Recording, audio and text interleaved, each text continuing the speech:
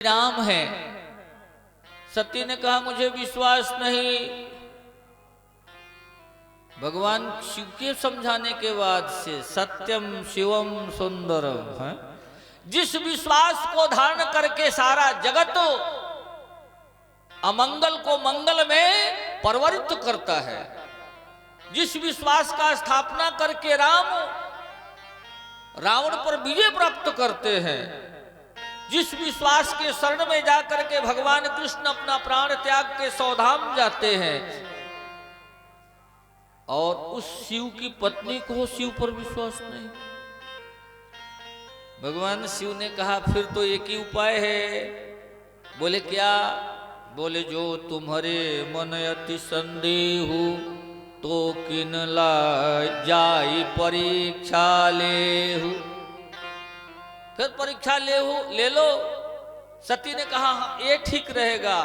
तो जब चलने लगी तो भगवान शिव ने कहा कि लई हो परीक्षा विवेक विचारी। ये ब्रह्म है जिनका परीक्षा लेने जा रही हो, ये ब्रह्म है जिनके डर से काल डराही, जो चर अचर चराचर खाही। शिव बिरंच विष्णु भगवाना दर्शन लागी धरही नित ध्याना। निगम नेत शिव अंत न पावा मति अनुमान निगम यश गावा। इनका परीक्षा साधारण नहीं है। तो ले हो परीक्षा विवेक विचारी। लेकिन विवेक हो ना तो परीक्षा ले। विचार भी किया सती ने, बहुविधि सती ही विचार कर धर सीता के रूप। बहुत प्रकार से विचार किया तो सीता जी का रूप धारण कर लिया। राम जी के पास गई, राम जी ने दंडवत किया। अब राम से क्या छुपा हो? सबके उरे के जानन वारे रघुनंदन प्रिय नाम तुम्हारे। सबके उर के जानन वारे रघुनंदन प्रिय नाम तुम्हारे। सबके उर के जानन वारे, सबके उर के जानन वारे रघुनंदन प्रिय नाम तुम्हारे। रघुनंदन प्रिय नाम तुम्हारे। नारायण ये तो सबके हृदय के जानते हैं, रोम रोम में बसते हैं ना। भगवान ने प्रणाम किया। हे मां, विपिन अकेल फिरहु केहु हे तो पूछ ही राम कहाँ वृष के। तो भगवान भोलेनाथ कहाँ है? आप अकेली घूम रही हैं। सती के को धक्का लगा, हाय दैया ये तो पहचान गए। ऐसे होता है ना, हाय दैया ये तो पहचान गए। जैसे ऐसा लगा धक्का तो घुटने में मुंह छुपा के बैठ गई। और जब तक राम जी अपने लीला का विस्तार किए तो जहां सती ऐसे देखी, राम लक्ष्मण सीता इधर देखी, राम लक्ष्मण सीता। इन लोगों को घूंघट में भी देखने की आदत है ना। इधर देखी राम लक्ष्मण सीता तो मुंह छुपा करके बैठ गई। राम जी ने अपना लीला समाप्त किया, चले गए। बहुत देर के बाद थोड़ी सी कनखियों से देखा, किधर नहीं दिखाई दी। अपना स्वरूप संभाला, संभाल करके और उठी चली। अब तो गलती तो हो गया। शिव जी को कहा बताऊंगी, पूछेंगे परीक्षा ले आई तो कहा बताऊंगी। मन ने कहा झूठ बोल देना, ये मन ही है। मन ने कहा झूठ बोल देना। भगवान शिव के पास पहुंची। शिव जी ने मुस्कुराते हुए कहा, शिव जी क्या नहीं जानते जिनके हृदय में सारे संसार को जानने वाला राम जिनके हृदय में रहते हैं, वो राम को जो जानता है वो क्या संसार को नहीं जानता? मुस्कुराते हुए बोले, परीक्षा ले आई, ये सब चांदनी उठा के बिछवा दो भाई। नारायण,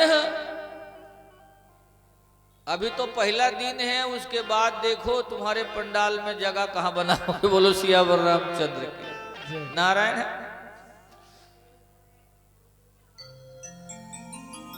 शिव जी ने कहा परीक्षा ले आई। बोले, कछु न परीक्षा लीन गोसाई, कीन प्रणाम तुम्हारे उनाई।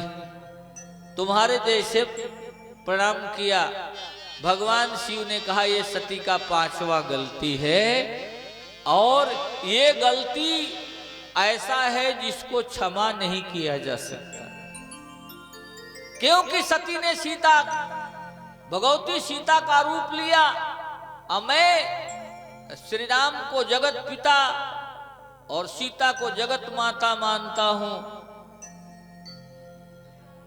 फर्क इतना है कि वो मुझे पिता मानते हैं, मैं उन्हें पिता मानता हूं। वो मुझे श्रेष्ठ मानते हैं, मैं उन्हें मानता हूं। हम एक दूसरे में समाहित रहते हैं, लेकिन एक दूसरे के समान रहते हैं। एक दूसरे के समान रहते हैं। भगवान शिव ने मन ही मन सती का त्याग कर दिया।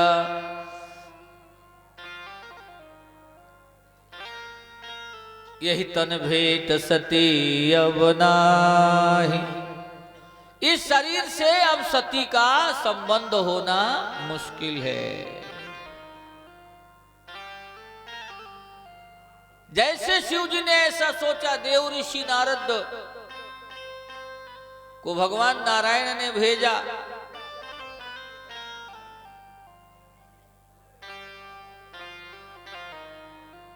भगवान नारायण ने भेजा, अरे रख लेने दो, अब ले आई है तो उधर से, अरे लो ये मत करो यार एक्टिंग, उधर से जाओ। नारायण बहुत कठिन है हो दुनिया, जब ऐसे ऐसे आदि शक्ति स्वरूपा से इतनी भूल हो सकती है, मनुष्य का तो कोई गिनती ही नहीं है। नारायण नारद जी ने भगवान शिव से कहा, ऐसा अन्याय न करो, ये तुम्हारी भार्या है, अर्धांगनी है, पत्नी है।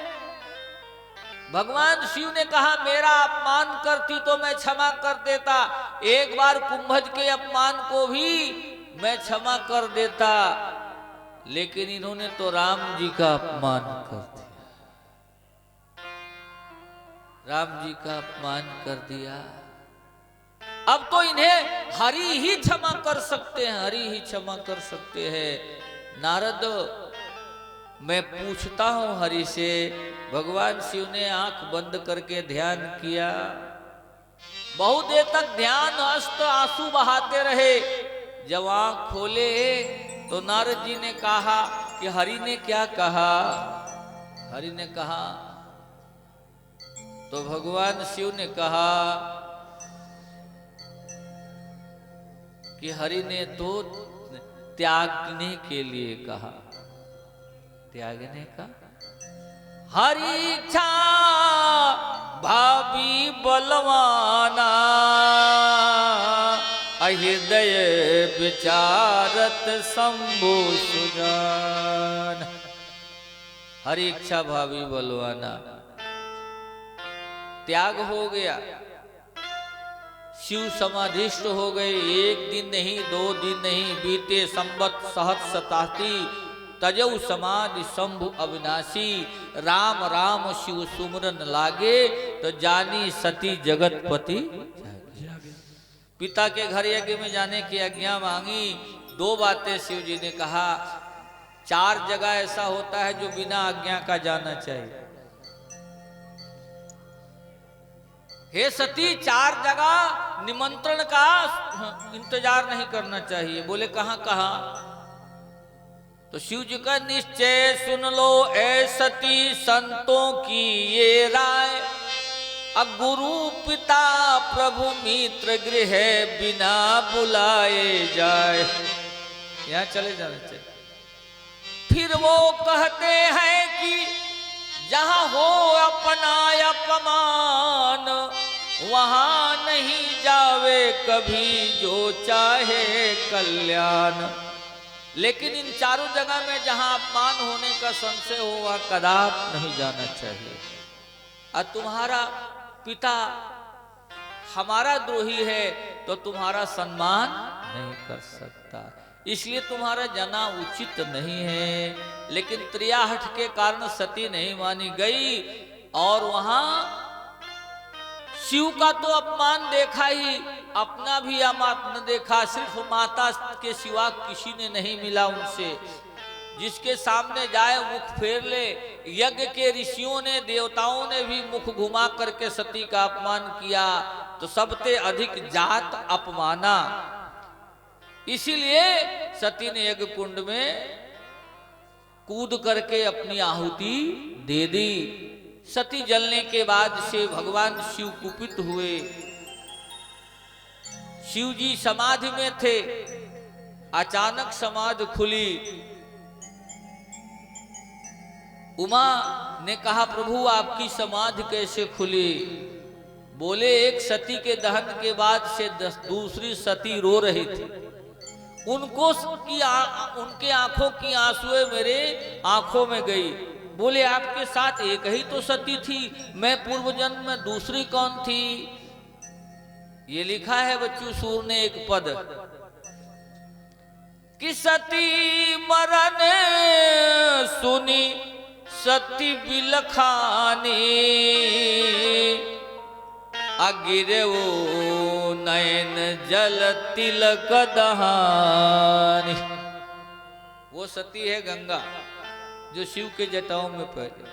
उधर सती का मरना हुआ, गंगा रोने लगी अपनी बड़ी बहन को जलते देख करके। भगवान के तीसरे आंख में जल गिरा, भगवान की आंखें खुली, सारा दृश्य सामने आ गया। तो भगवान ने अपने जटाओं से तोड़ के दो लट पटके पृथ्वी पर, एक से भद्रकाली प्रकट हुई, एक से नारायण वीरभद्र प्रकट हुए। दोनों ने यज्ञ दक्ष का यज्ञ विध्वंस कर दिया, दक्ष का मस्तक काट दिया।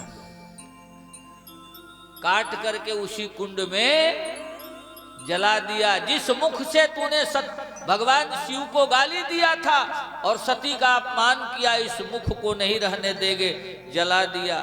हाहाकार मच गया, यज्ञ अपूर्ण है। यज्ञ पुरुष भगवान नारायण वहां प्रकट हुए, सारे देवता ब्रह्मा आदि सभी उपस्थित हो गए। विचार मंत्रणा होने लगी। यज्ञ अगर पूर्ण रहा तो संसार में यज्ञ के प्रति विश्वास समाप्त हो जाएगा, यज्ञ की प्रतिष्ठा समाप्त हो जाएगी। फिर सभी देवता शिव जी के पास गए मनाने के लिए। शिव जी कुपित थे, तो कुपित देवता को मनाने के लिए देवताओं ने बड़ा यत्न किया और शिव जी को मनाया। शिव जी प्रसन्न हुए। तब शिव जी ने कहा कोई भी जीव जन्म ले रहा हो, मां के उदर से अर्ध गति में बाहर आया हो, उसका सर काट के ले आओ। तो शिव गण गए तो नारायण और तो कोई नहीं मिला, एक बकरी बच्चा दे रही थी, तो बकरे का सर काट के ले आए। वो दक्ष के शीश में जोड़ा गया और देवताओं ने अमृत छिड़क करके दक्ष को जीवित किया। दक्ष ने अपने बकरे वाले मुंह से भगवान शिव की आराधना की। उसके बाद से भगवान शिव शांत हुए, फिर वो यज्ञ पूरा किया गया। लेकिन एक ही अच्छाई जीवन में हो, अंतःमति सहगति, ये प्रत्येक शास्त्र का संवाद है, पुराणों का संवाद है। तो सती ने मरते हुए अग्निदेव से प्रार्थना किया कि मैं जब भी जन्म लूं तो हमें शिव जी ही पति रूप में मिले। बोलो शंकर भगवान। जय। तो वही सती याज्ञवल्क जी कहते हैं, हे भरद्वाज, वही सती जाकर के हिमाचल प्रदेश में मैना और हिमाचल के यहाँ पार्वती रूप में पैदा। पार्वती के जमने से पहाड़ों में अनंत निउत्तम आ गया। असमय ही उन पर पुष्प और फल खिलने लगे, चारों तरफ आनंद की हवाएं बहने लगी, ऋषियों का आकार ही आगमन होने लगा, जगह जगह भगवती का आराधना कीर्तन होने लगा। पूरे ब्रह्मांड के देवता भी मां भगवती के दर्शन करने के लिए वहां उपस्थित हुए। बहुत धूमधाम से उत्सव मनाया गया। पार्वती 3 साल की थी तो देव ऋषि नारद का आगमन हुआ। नारद जी ने माता पार्वती की आराधना करके मन ही मन प्रणाम किया। हिमाचल ने जब माता पार्वती को नारद के सन्मुख प्रस्तुत किया, आप तो नारायण दर्शी हैं, त्रिकाल दर्शी हैं, भविष्य वक्ता हैं, इसलिए बताइए मेरे पुत्री के भविष्य में क्या लिखा है। नारद जी ने माता पार्वती का, अरे भगवती का कौन परीक्षण कर सकता हो, है? भगवती के प्रारब्ध का कौन बता सकता है? जो आदि शक्ति परम जगदम्बा है, उसका परीक्षण कौन कर सकता है? लेकिन कुछ ना कुछ तो बताना पड़ेगा। नारद जी ने कहा, इसका सुहाग अखंड है, ये साक्षात तो परम्बा जगदम्बा आदि शक्ति का अवतार है, स्वरूप है, अनंत शक्तियों का प्रतिपादित मूर्त है। लेकिन इसके भाग में एक अमंगल है। पति तो अखंड होगा, जन्मा होगा, अविनाशी होगा, लेकिन श्मशानी होगा, अमंगल वेशधारी होगा, घर से बेघर होगा। ये तनिक कमी है। मैंने ने कहा ये थोड़ी कमी है। नारद जी तो पूरी कमी ही कमी है। बाबा जी, इसको समाप्त करने का कोई उपाय है? तो नारद जी ने कहा, ये सब तो उपाय तो है, लेकिन करना तुम्हारे पुत्री को ही पड़ेगा। नारद जी ने कहा, है सब जितना मैंने अमंगलिक गुण बताए, ये सारे गुण शिव जी में है। अगर तुम्हारी पुत्री तपस्या करे तो शिव जी इसे पति रूप में प्राप्त हो जाएंगे, और जिस दिन शिव जी पति रूप में प्राप्त हो जाएंगे तो इसके जीवन का सारा अमंगल नष्ट हो जाएगा और इसका सुहाग अखंड हो जाएगा। माता पिता सीने पर पत्थर धके नारद जी के बात को सुन रहे हैं। जो तप करे कुमारी तुम्हारी, भाभी मेटे सकहि त्रिपुरारी। जो तप करे कुमारी तुम्हारी, भाभी मेटे सकहि त्रिपुरारी।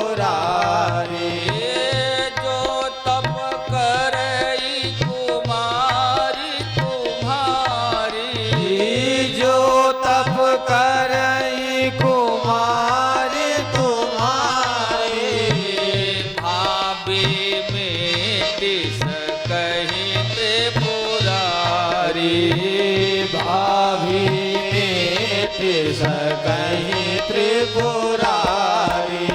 श्री राम जय जय राम, श्री राम जय जय राम, श्री राम जय जय राम, श्री राम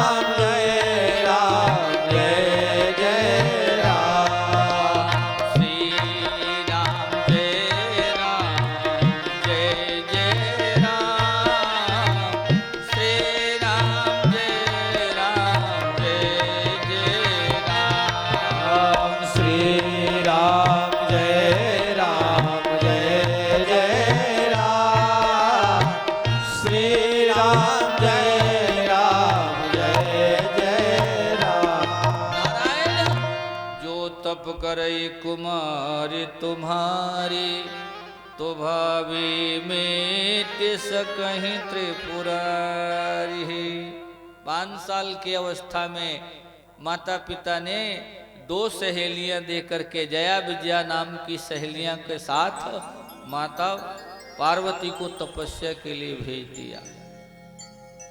तपोवन में जाकर के, गौमुख से ऊपर तपोवन में जाकर के भगवती ने अखंड तपस्या की। देवता भी भ्रमित करने के आए, नहीं हुई। तो उनके तप के प्रकाश से भगवान नारायण का स्वर्ग भी शोभायमान होने लगा। तो परीक्षा लेने के लिए भगवान नारायण ने सप्त ऋषियों को भेजा। सप्त ऋषि भी नाना प्रकार के प्रलोभन दिए। एक श्मशानी, अघोरी, अकामी, अमंगल वेशधारी से ब्याह करना क्यों चाहती हो? भगवान नारायण बहुत सुंदर है, इंद्र सुंदर है, बैठने दीजिए। इंद्र सुंदर है, सब सुंदर है, किसी से कर लो। माता पार्वती ने कहा कि आप पहले मिले होते तो आपकी बात मान जाती, लेकिन मेरे गुरुदेव नारद जी ने मुझे मंत्र दे करके भेजा है, और गुरुदेव ने कहा है तुम्हारे सौभाग्य के लिए भगवान शिव ही अच्छे हैं। और जानते हो ऋषियों, एक बात तो आप जानते होंगे कि गुरु के वचन प्रतीतन जेहि, तो सपने हो सुख जग पावन थे। जिसको गुरु के वचन पर प्रतीत नहीं, विश्वास नहीं है, वो स्वप्न में सुख पाने का अधिकारी। इसीलिए मैंने तो संकल्प लिया है, बरऊ तस्यु न तरहूं कुंवारी। मैं शिव जी को वर्ण करूंगी या कुंवारी रहूं। सप्तऋषि माता पार्वती के अखंड संकल्प को देख के प्रसन्न हुए और सौभाग्यवती का आशीर्वाद दे के चले गए। ये कह के गए जब तुम्हारे पिता बुलाने आए तो चले जाना, तुम्हारा सौभाग्य अटल है, शिव जी तुम्हें अवश्य मिलेंगे। इधर भगवान विष्णु से देवताओं ने कहा तारकासुर का भय हमें कंदराओं में छुपने पर विवश कर रहा है, और ब्रह्मा जी कह रहे हैं कि शिव जी का विवाह होगा, उनसे जो उत्पन्न पुत्र होगा वही तारकासुर का वध करेगा। और शिव जी ब्याह करने के लिए तैयार नहीं है। सती दहन के बाद ही शिव जी ने संकल्प ले लिया था कि कबहू न करी हो विवाह। क्यों 6 महीना तक सती के अर्ध जले शरीर से लिपट के रोते रहे, वही आंसू शिव जी के आज ओले रूप में बरसते हैं, ओले हैं। कुपित शिव के आंसू ओले बन गए। कबहू न करिहो विवाह। देवताओं ने कहा शिव जी ब्याह नहीं करूंगा, ये संकल्प लिए है। ब्रह्मा जी कहते हैं इनिस का पुत्र तारकासुर का वध करेगा तो हमारा कल्याण कैसे होगा, कितना दिन कंदरा में रहेंगे। भगवान नारायण ने कहा कि तपस्या किया होता तो तुम्हें भी कंदरा में रहने की जरूरत नहीं पड़ती, तुम तो भोग विलास में लिप्त रहे। अब जाओ शिव जी को मनाओ ब्याह के लिए। देवताओं ने कहा हम तो गए थे, नंदी ने सिंह का हुरपेट दे के भगा दिया। भगवान नारायण ने कहा कोई और उपाय करो। तो इंद्र ने कहा आपकी कामदेव को भेजेंगे। और देवताओं ने कामदेव को भेजा, और कामदेव ने अपना 16 अस्त्र चलाया। तो भगवान शिव ने आंख खोला तो उनके कोप रूपी अग्नि से जल गया, तो काम दहन हो गया। देवताओं ने कहा तार से गिरे तो खजूर पर अटक गए। हम भेजे थे काम को कि शिव जी को प्रेरित करेगा, काम वासना उत्पन्न करेगा, ये खुद ही फूंक गया, जल गया। अब क्या करें? फिर नारायण के पास गए तो नारायण ने कहा मैं ही कुछ करता हूं। नारायण ने एक पत्र लिखा। आप लोग भी अपने जीवन में अपने मित्र के लिए पत्र लिखे होंगे, लेकिन आपकी मित्रता तो बने बने की है। संसार में ऐसे लोग हैं बने बने के। रूप होगा तो नारी के प्रति प्रेम होगा, और धन होगा तो पुरुष के प्रति प्रेम होगा, और दोनों समाप्त हो जाता कोई पूछने वाला नहीं होता है। बोलो सियावर रामचंद्र के। यहाँ बने बने के सब हैं साथी, बिगड़े काम न आवे। राह चलत यदि गली लिखे तो देखत ही मुड़ जावे। बिगड़ने के बाद से गली के मोड़ पर आते देखते हैं तो सोचते हैं कहीं कोई मांग नहीं दे तो लोग रास्ता काट लेते हैं। बड़ा कठिन है, बड़ा कठिन है नारायण। इसलिए लेकिन शिव जी की और नारायण की मित्रता बड़ी घनिष्ठ है। नारायण ने उस शिव को पत्र लिखा विवाह करने के लिए जिसने संकल्प लिया हो कभी न करियो विवाह, और शिव का संकल्प सत्यम शिवम सुंदरम है, सत्य है।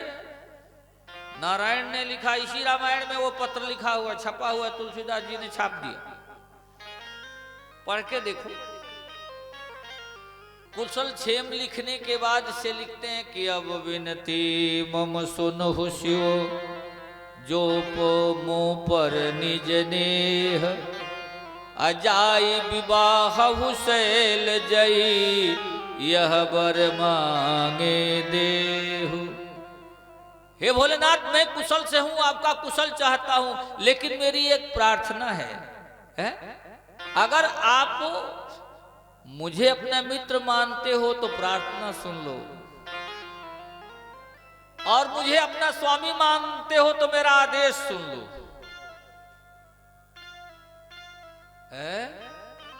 अगर दास मानते हो तो मैं भी झोली फैला के भीख मांगता हूं। 4 भाव है इसमें। अब विनती मम सुनो सुअ, दास भाव है। अजो मो पर निज नेह, मित्र भाव है। अजाई विवाह हुसैल जही, ये स्वामी भाव है। अयह बर मांगे देव, ये भिखारी भाव है। बोले हम कल जगत के कल्याण के लिए भिक्षा भी मांगने के लिए तैयार है। पत्र नारद जी को दिया गया और नारद जी लेके पत्र आए। पहले तो नारद जी जान नहीं रहे थे कि ब्याह के बाद लिखा है, उसमें कहीं काम के जैसे हमको भी ना जला दे।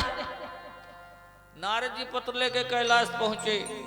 बाहर नंदी बैठे हुए तो नंदी जी को बोले ये पत्र ले लो। बोले किसका है? बोले हरि का है। बोले फिर किसके नाम का है? बोले नारायण भगवान शिव के नाम का। बोले हम तुम्हें शिव जी दिखाई देते हैं क्या?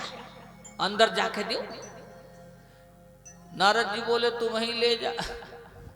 नंदी बोले हम ले तो जाएंगे, लेकिन हम पढ़े लिखे तो हैं नहीं, पूंछ से रगड़ करके चाहे सींग से रगड़ के फाड़ देंगे। अब पत्र हरि का है, अब भगवान शिव जी को मिला तो तुम्हें पता चला तो तुम्हें भी सजा मिलेगी, मुझे भी मिलेगी, इसीलिए सजा से मुझे भोगने की जरूरत नहीं, तुम जाओ। भगवान जब नंदी ने नहीं लिया, भगवान शिव के पास नारद जी गए, प्रणाम किया। नारद कैसे आना हुआ? बोले हरि ने भेजा है। बोले क्या दे के भेजा है? बोले पत्र दे के भेजा है। बोले पत्र और हरि का और मेरे लिए? बोले हाँ। बोले पढ़ो पढ़ो पढ़ो, जल्दी पढ़ो। नारद जी के पसीना छूटे, कैसे पढ़ूं, इसमें तो ब्याह की बात लिखी है। और जो ब्याह की बात करता है उसको जला देते हैं। तो नारद जी बोले भोलेनाथ अब हरि की बात आप जानते हैं, आपकी बात हरि जानते हैं, अब पत्र पढ़ने की क्या जरूरत है? तो भगवान शिव ने कहा कि अगर कोई गुप्त बात नहीं होता, खास बात नहीं होता तो हरि ने पत्र क्यों लिखता, तुमको क्यों भेजता? इसीलिए भेजा था कि तुम पढ़ के सुनाओगे, पढ़ो। मरता का नहीं करता। नारद जी डरते डरते पढ़ने लगे। सब कुशल क्षेम लिखा है। बोले इसके आगे पढ़ो। नारद जी बोले लगता है आज दिन पूरा हो गया। दिन पूरा हो गया।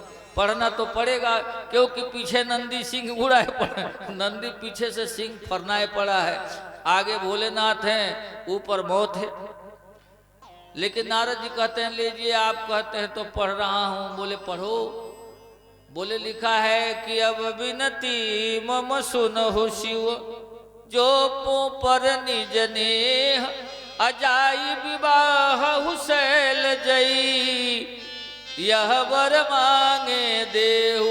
भगवान शिव ने क्राक डमरू बजाई और नंदी को बोला श्रृंगी बजा दे। तो नंदी ने कहा किस खुशी में? बोले दुल्हा बनूंगा, गोविंदाए नमो नमः, दुल्हा बनूंगा, दुल्हा बनूंगा। नंदी ने कहा आपको कुछ ध्यान है? बोले क्या? बोले आपने प्रतिज्ञा किया था कबहू न करिहो विवाह। तो शिव जी ने कहा वो प्रतिज्ञा मेरी है, अब विवाह अपने प्राण धन प्राण वल्लभ हरि के खुशी के लिए करूंगा। बोलो सियावर रामचंद्र। जो न मित्र दुख हो ही दुखारी, अति नहीं बिलोकत पातक भारी। मैं ब्याह अपने खुशी के लिए थोड़े कर रहा हूं, ब्याह तो अपने प्राण धन प्राण वल्लभ हरि के प्रसन्नता के लिए कर रहा हूं। दुल्हा बनूंगा। जैसे कैलाश से प्रसन्नता की श्रृंगी बजी तो सारे देवता भाग के आ गए। आ करके बिना मुहूर्त ही शिव जी का को दुल्हा बनाने का प्रयत्न करने लगे, विवाह का प्रोग्राम बनाने लगे।